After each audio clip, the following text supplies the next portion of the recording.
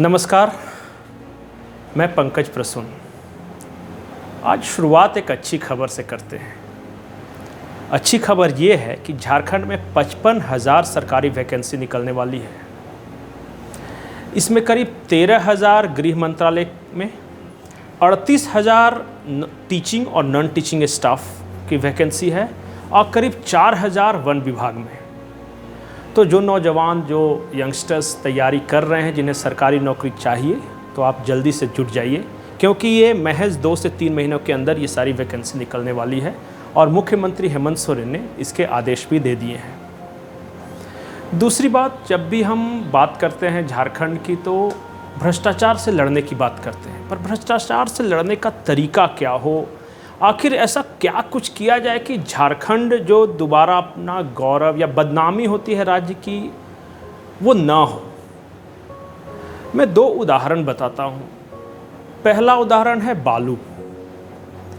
झारखंड में बालू के लिए त्राहिमाम मचा हुआ है। जैसे ही भ्रष्टाचार के खिलाफ जंग की शुरुआत हुई, ईडी की कार्रवाई हुई, प्रशासन ने भी सख्ती दिखाई, अवैध बालू खनन करने वालों को पकड़ा जाने लगा और इसका परिणाम ये हुआ कि बालू के रेट अचानक बढ़ गए। जो बालू 1-1.5 महीने पहले मिल रहा था, आज वो 2 या 3 दाम पर मिल रहा है।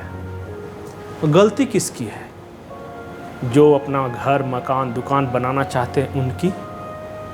वो क्यों 2-3 रेट भरे? या गलती उनकी है जो कि अवैध खनन कर रहे हैं? सरकार ने कोई पॉलिसी नहीं बनाई। इससे पहले वाली सरकार की जो पॉलिसी थी उसे रद्द कर दिया। अब कोई नया बालू खनन का टेंडर या फिर कोई नियमावली ही नहीं बनी। ऐसे में जनता करे तो क्या करे? 2.5 साल तक कोई बिना बालू के तो रह नहीं सकता, लिहाजा अवैध खनन होने लगा। डंपिंग यार्ड थाने के बगल में बना है, वहाँ बालू के ढेर लगा है। प्रशासन को पता था लेकिन कार्रवाई नहीं होती थी। अब अचानक रेस हो गया प्रशासन। तो अवैध खनन जो कर रहे थे उन पर तो शिकंजा कसा ही, वो दोषी हैं ही, लेकिन भुक्तभोगी आम जनता को क्यों बनाया जाए?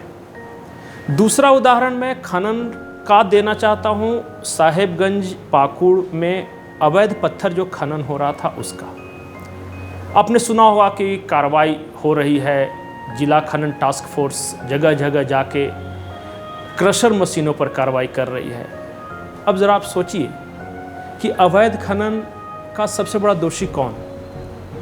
और क्या कन्वेनर बेल्ट जो क्रशर मशीन हैं, चाहे वो रैयती की ज़मीन पे हों या फिर गैर मजरूआ ज़मीन पे, उन पे कार्रवाई होने से खनन के विरुद्ध लड़ाई होगी क्या? अरे भाई, खनन तो खदानों में होता है ना।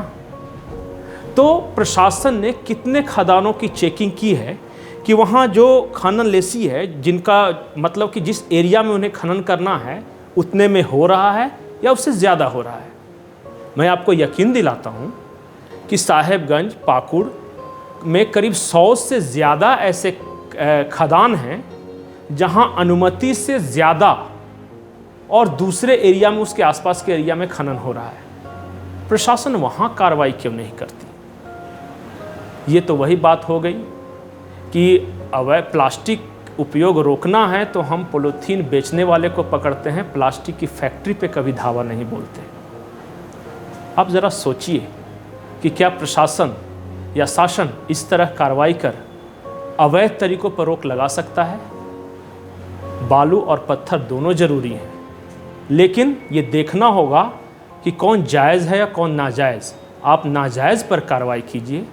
रैयती ज़मीन पे अगर कोई क्रशर चला रहा है, उसके पास लाइसेंस है, तो उसके बेल्ट को काट देने से अवैध खनन तो नहीं ही रुकेगा। धन्यवाद।